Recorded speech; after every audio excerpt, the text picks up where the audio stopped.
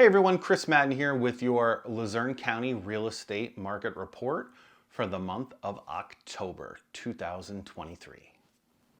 So the first category we're going to look at is the number of homes for sale, and there's been a slight increase from September to October. Right now we're sitting at about 443 residential houses, which is up for 436, so not a huge increase. We're kind of staying, the inventory's kind of staying where it's at, as you can see by this graph.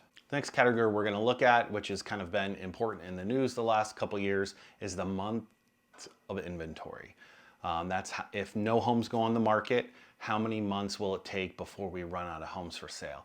It's at 2.18 months. Usually 5 or 6 months is a neutral market. Anything below is a seller's market. Anything above is a buyer's market.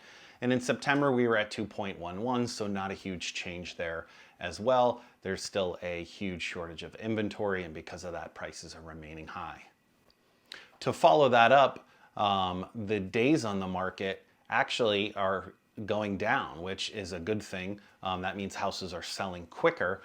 With the way mortgage rates are, that is a good sign here in Luzerne County that the market isn't as bad as it is nationwide. We're at 24.6 days on the market. September we were at 26.4, so a couple more days less that homes are on the market. Again, short inventory. People that have been deciding to wait, hoping the market will change, are coming to their senses, realizing that's probably not going to happen, and maybe they're making a decision for themselves. The sale to list price is what a home goes on the market for versus what it sells for. 100% would be if a house went on for $200,000 and it sold for $200,000.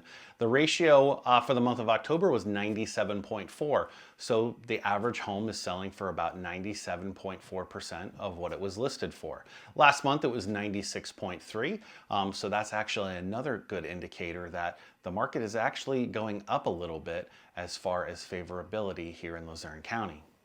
Something specific I want to draw your attention to, as you can see by this graph here, is the amount of homes under $300,000 is significantly down year over year. That means there's not many homes coming on the market 300 and lower. Most of the homes are over that price, and some of those are actually up. So what that basically means is affordable homes aren't as plentiful on the market as they once were, and because of that, that's affecting home buyers that are trying to get in their house. But people that might have already had a home and are retiring, or maybe they're moving up, as far as from a starter home to another home, they're putting their houses on the market in greater numbers than they have been in the past. So that's definitely something to watch, because it does signify a huge problem with the affordability of homes and people that do want to buy a home but might be currently priced out of the market. So there you have it. That is the monthly market report for October 2023. If you have any questions about this or anything real estate related, feel free to drop me a comment below. Take care.